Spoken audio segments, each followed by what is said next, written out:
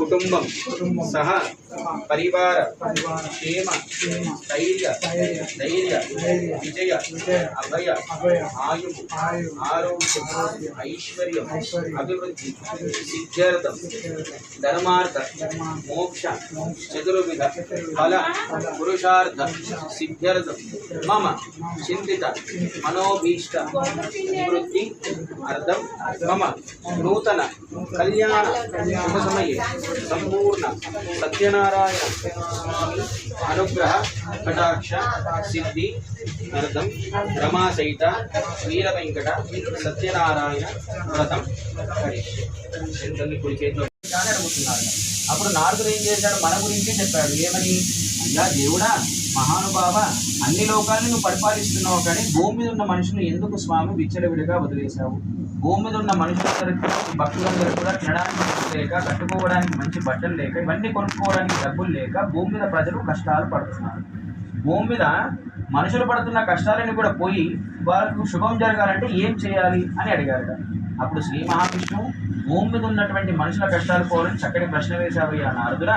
కాబట్టి భూమి మీద ఉన్నటువంటి నా భక్తులందరి కష్టాలు పోవాలంటే నువ్వు అడిగినట్టుగానే ఒకే ఒక మార్గం ఉంది.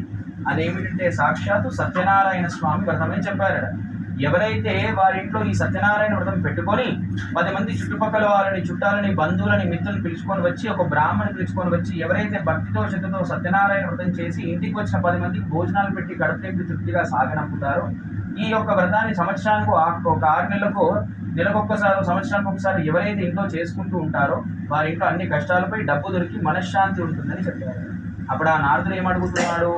పోయి శ్రీ మహావిష్ణువ, సత్యనారాయణ వ్రతం ఏమిటి, ఏ రోజు ఏ సందర్భంలో చేసుకుంటే మంచిదో చెప్పమని అడిగారు. అప్పుడు ఆ మాటలు విన్నటువంటి శ్రీ మహావిష్ణువు సత్యనారాయణ వ్రతం చేసే విధి విధానం చెప్తాను, అందరూ కూడా శ్రద్ధగా వినండి దేవుడే చెప్పారు నేరుగా ఈ వ్రతం ఎలా చేయాలి, ఎప్పుడెప్పుడు చేసుకోవాలనే విషయాన్ని.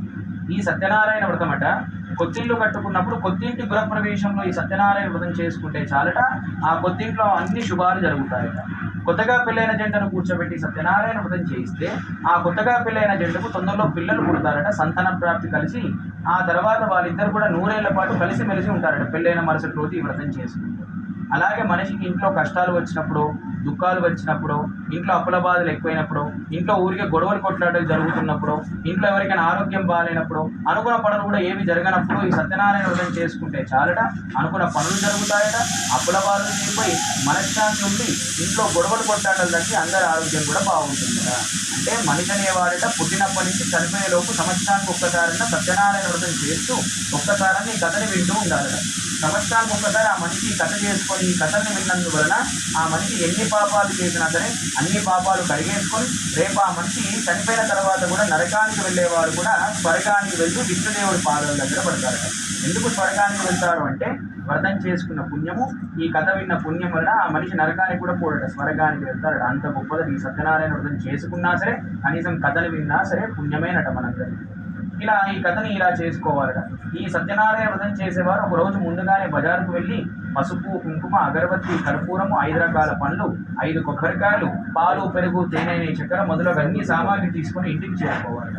అలా ఇంటికి వచ్చిన తర్వాత సత్యనారాయణ స్వామి యొక్క వ్రతం చేసుకునేవారు పూజ మీద కూర్చునే భార్యాభర్తలు ఇద్దరు కూడా తలస్నానం చేయాలట. తలస్నానం చేసి ఆ యొక్క వ్రతం మీద కూర్చునే వాళ్ళు పట్టు వస్త్రాలు కట్టుకొని ఉపవాసం ఉండాలి. అంటే పాలు పళ్ళు తప్ప ఇంకేం తినకుండా ఉపవాసం ఉండి వ్రతం చేసుకుంటే ఎంతో పుణ్యం. అలా ఉపవాసం ఉన్న తర్వాత ఇంటికి బ్రాహ్మణుడు రాకముందే ఒక ముత్తైదువ అరిటాకులతో, మామిడాకులతో, పువ్వులతో సత్యనారాయణ స్వామి పీటను అలంకరణ చేయాలి. సత్యనారాయణ స్వామి పీటను ఆకులతో, పువ్వులతో అలంకరించిన తర్వాత పీట లోపల ఒక తెల్ల బట్టను పరిచి బట్టపైన కొన్ని బియ్యము పోసి బియ్యంకి వెనుక భాగంలో స్వామివారి ఫోటోని ఉంచాలట, పటాన్ని. ఆ ఫోటో ముందర ఒక రాగి చెంబు తీసుకొని వచ్చి రాగి చెంబులో కొన్ని బియ్యము పోసి దానిపైన ఒక కొబ్బరికాయను పెట్టి ఎరుపు రంగు జాగిన ముక్కతో ఆ కలశాన్ని బ్రహ్మ కలశంగా అలంకరణ చేయాలి.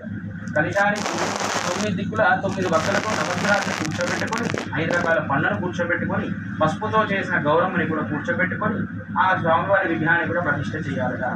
ఆ తర్వాత ఇంటికి పంతులు గారు రావంగానే గణపతి గౌరి పూజ, నవగ్రహాల పూజ చేసుకొని విష్ణుమూర్తి విగ్రహానికి అభిషేకం చేయించి అష్టోత్తర పూజ చేసుకొని బ్రాహ్మణుడు చెప్పేటప్పుడు కథని శ్రద్ధతో వినాలి. పంతులు గారు కథ చెప్పేటప్పుడు ఒక ముత్తైదువ అరటి పళ్ళు, ఆవు నెయ్యి, ఉప్మా రవ్వ, చక్కెర, జీడిపప్పు అన్ని సామాగ్రి ఒక దగ్గర చేర్చి చిరంపావు చొప్పున సత్యనారాయణ స్వామికి ఎంతో ఇష్టమైన రవ్వ కేసరి ప్రసాదాన్ని తయారు చేయాలి. ఆ విధముగా రవ్వ కేసరి ప్రసాదం, హల్వా ప్రసాదం, కేసరి ప్రసాదం తయారు చేసిన పిమ్మట ఇంటికి వచ్చిన బ్రాహ్మణికి యథాశక్తి దర్శనం ఇచ్చి చక్రవర్తి ధనుంజాయ సార్వభౌమాయ మంగళం మంగళం గోత్రేంద్రాయ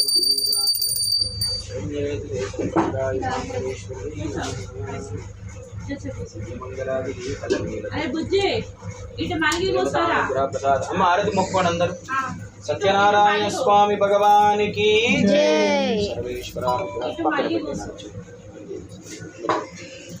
నమస్కారం కుర్యాత్ సదా మంగళం. ఓం నమః దేవతా పుణ్యత్వాత్మనే శ్రీమంగళం సమర్పి.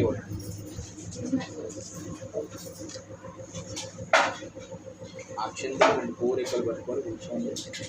మొదటి కథ చెప్తాను పవన్, చక్కగా శ్రద్ధతోనే వినాలి.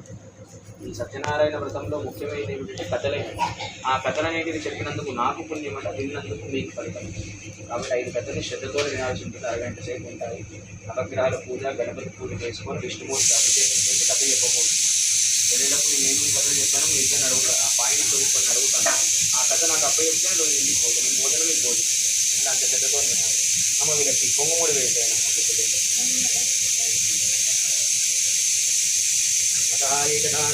శరణ్యారుతయా శానదాదయ ప్రస్తుపాటే సూతపౌరాణికం ఖలు ప్రథమాధ్యాయం.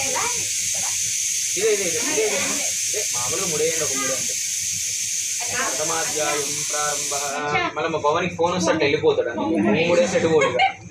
సర్వేశ్వరానుగ్రహ సిద్ధ్యర్థం యజమానస్య అయ్యండి. ప్రథమాధ్యాయం ప్రారంభ. అమ్మ నిశ్శబ్దంగా కూర్చోండి తల్లి, సైలెంట్గా అట్లా కూర్చొని కథను వినండి. మళ్ళీ ఎవరి పనిలో వాళ్ళు ఉంటే లాస్ట్కి వచ్చి పంతులు అప్పుడే అయిపోయింది.